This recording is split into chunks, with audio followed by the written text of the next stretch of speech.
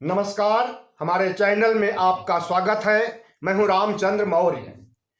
साथियों, जैसे जैसे लोकसभा चुनाव 2024 नज़दीक आ रहा है, वैसे वैसे ईडी, आईटी, सीबीआई के छापे विपक्ष पर बढ़ते जा रहे हैं।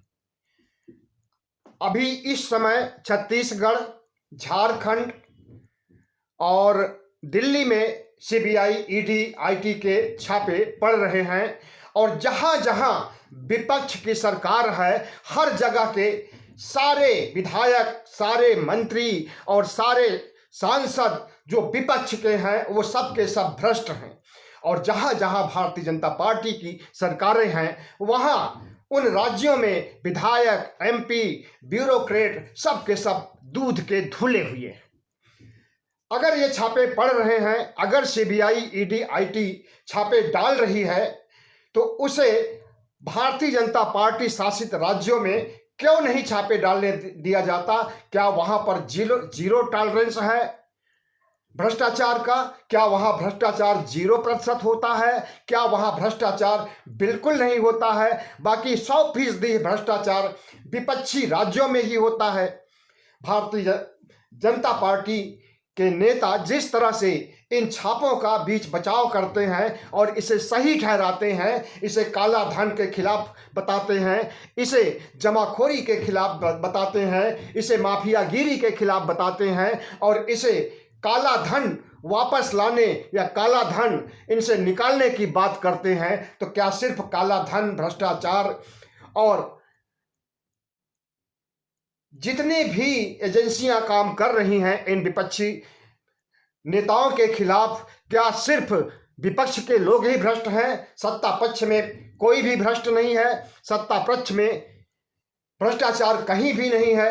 ऐसा नहीं है, बल्कि यह हो रहा है कि विपक्ष को खत्म करने की कोशिश की जा रही है, विपक्ष को पंगु बनाने की कोशिश की जा रही है, विपक्ष की कमर तोड़ने की कोशिश की जा रही है, ताकि वह 2024 का चुनाव लड़ न सके, और लड़े भी तो इतना कमजोरी के साथ लड़े कि वो जीत न सके।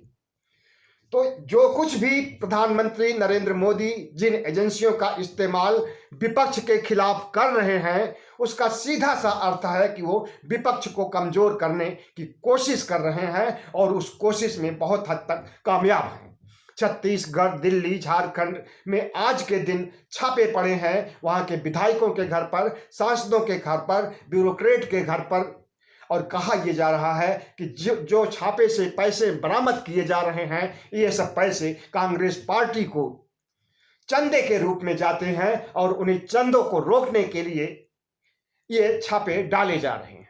आपको मालूम होना चाहिए कि 2014 के बाद से 2014 से लेकर के 2022 तक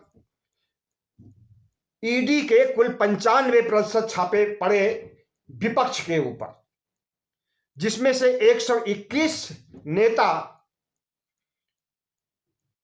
हिरासत में लिए गए, जेल गए, उसमें से 115 विपक्ष के थे। सत्ता पक्ष का कोई भी नेता ईडी के द्वारा गिरफ्तार नहीं किया जाता। भ्रष्टाचार, मनी लॉन्ड्रिंग और माफियागिरी, काला धन, इन तमाम क्षेत्रों में विपक्ष के ऊपर ही कार्रवाई की जाती है। सत्ता पक्ष बिल्कुल दूध का धुला हुआ है। तो साथियों, आज जिस तरह से प्रधानमंत्री नरेंद्र मोदी लोकतंत्र को खत्म करने, विपक्ष को खत्म करने की कोशिश कर रहे हैं, अगर विपक्ष खत्म हुआ तो लोकतंत्र खत्म हो जाएगा, विपक्ष खत्म हुआ तो चुनाव नहीं होंगे, चुनाव नहीं होगा तो राजतंत्र आ जाएगा, राजतंत्र आ जाएगा तो बिना चुनाव के ही मोदी फिर से राजा बन जाएंगे। तो आर्थिक रूप से विपक्ष को पंगु बनाने के लिए, विपक्ष को खत्म करने के लिए प्रधानमंत्री नरेंद्र मोदी का ये गेम प्लान है और इस गेम प्लान को वे सभी विपक्षी राज्यों में अंजाम दे रहे हैं। कोई क्या कर लेगा, वो सत्ता में है, उनके हाथ में सत्ता है, सरकार है, एजेंसियां हैं, कारपोरेट है, तो उनका कोई कुछ भी नहीं बिगाड़ सकता। भले ही प्रधानमंत्री नरेंद्र मोदी कहें कि एक अकेला सब पर भारी। संसद में जब बहस हो रही थी, या यूं कहें कि राष्ट्रपति के भाषण पर धन्यवाद प्रस्ताव के समय प्रधानमंत्री नरेंद्र मोदी ने कहा था कि एक अकेला सब पर भारी, मतलब अपने को अकेला बता रहे थे, लेकिन उन्हें पता नहीं है कि उनके साथ कौन कौन है, विपक्ष के साथ कौन है। विपक्ष के साथ कोई नहीं है। प्रधानमंत्री के साथ कौन है? प्रधानमंत्री के साथ आरएसएस है, प्रधानमंत्री के साथ चाणक्य है अमित शाह, प्रधानमंत्री के साथ सीबी है, ईडी है, आईटी है, प्रधानमंत्री के साथ कारपोरेट है, अडानी है, अंबानी है।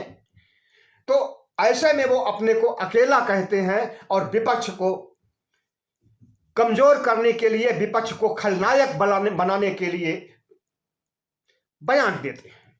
लेकिन आपको यह भी मालूम होना चाहिए कि जो घपले, घोटाले, भ्रष्टाचार के आरोप विपक्ष पर लगाए जा रहे हैं, हम इसका विरोध नहीं कर रहे हैं। हम सिर्फ इतना विरोध कर रहे हैं कि सिर्फ विपक्ष ही नहीं घपलेबाज होता है, विपक्ष ही नहीं घोटालेबाज, भ्रष्टाचारी होता है, बल्कि सत्ता पक्ष के लोग भी होते हैं, वो चाहे केंद्र हो या राज्य हो। केंद्र में क्या भ्रष्टाचार नहीं हो रहा है? क्या केंद्र में 0% भ्रष्टाचार हो रहा है? क्या बीजेपी शासित राज्यों में 0% भ्रष्टाचार है? व्यापम घोटाला कहाँ का है? और विपक्ष को खत्म करने के लिए प्रधानमंत्री नरेंद्र मोदी कितना खर्च करते हैं, इस पर भी ध्यान देना चाहिए कि विपक्ष की सरकार को गिरा करके अपनी सरकार बनाने के लिए वो कितना लाखों करोड़ों अरबों खर्च करते हैं, तब जाकर के विधायक और एमपी टूट करके आते हैं। अब बताएं ये पैसा कहां से है? क्या इन पैसों के लिए मनी लॉन्ड्रिंग नहीं होनी चाहिए? क्या इन पैसों के पीछे सीबीआई, ईडी, आईटी को नहीं पड़ना चाहिए कि इतने पैसे कहां से आते हैं प्रधानमंत्री नरेंद्र मोदी के पास, जो ये विधायक खरीदते हैं, सांसद खरीदते हैं और चुनाव में अंधाधुंध खर्च करते हैं, चुनावी रैलियों में अंधाधुंध खर्च करते हैं। तो साथियों, आपको हम बता दें कि प्रधानमंत्री नरेंद्र मोदी को जो उद्योगपति मदद करते हैं, वे छुपे तौर पर जो मदद करते हैं उसके तो कोई आंकड़े नहीं हैं, लेकिन प्रधानमंत्री नरेंद्र मोदी को मदद करने में जो इलेक्टोरल बॉन्ड होता है, वो 2018 से लेकर के 2022 तक का आंकड़ा है कि कुल इलेक्टोरल बॉन्ड में पैसे आए 9,208 करोड़ रुपए, जिसमें से 57% सिर्फ बीजेपी का हिस्सा रहा है, यानी 5,270 करोड़ रुपए बीजेपी को मिले और 10% यानी कि 964 करोड़ रुपए कांग्रेस को मिले। कहां 10% और कहां 57%। बाकी बचे पैसों में बाकी दलों के, पार्टी के नेताओं को पैसे मिले इलेक्टोरल बॉन्ड से। तो साथियों, आपको यह भी मालूम होना चाहिए कि प्रधानमंत्री नरेंद्र मोदी जिस तरह से चुनाव जीतने की कोशिश करते हैं, साम दाम दंड भेद लगाते हैं और उसके बाद पैसे का इस्तेमाल करते हैं, अंधाधुंध पैसे का इस्तेमाल करते हैं और अपने पक्ष में माहौल बनाते हैं, तो ये सब पैसे कहां से आते हैं? 2014 के बाद से 2014 से लेकर के 2022 तक कुल 121 नेता, विपक्ष के कुल 121 नेता गिरफ्तार किए जाते हैं ईडी के द्वारा और 115 उसमें विपक्ष के होते हैं।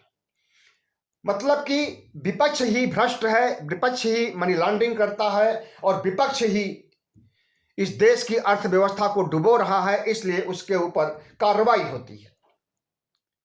1 दर्जन से अधिक भारतीय जनता पार्टी के राज्य हैं जहां भारतीय जनता पार्टी का शासन है, उनमें से किसी एक राज्य में एक भी भ्रष्टाचारी इन्हें नहीं मिलता है और उसके खिलाफ कोई कार्रवाई नहीं होती है। अपनों पे रहम, गैरों पे सितम, ये प्रधानमंत्री जी का फार्मूला है। तो साथियों, जिस तरह से प्रधानमंत्री नरेंद्र मोदी भारतीय जनता पार्टी का विकास कर रहे हैं और जिस तरह से पूरे देश में भारतीय जनता पार्टी के 5 सितारा होटल बनाए जा रहे हैं, देश भर में 512 5 सितारा होटल की तरह 5 सितारा कार्यालय भारतीय जनता पार्टी के बनाने का प्रस्ताव है, जिसमें से 236 जगह 5 सितारा कार्यालय बन भी चुके हैं।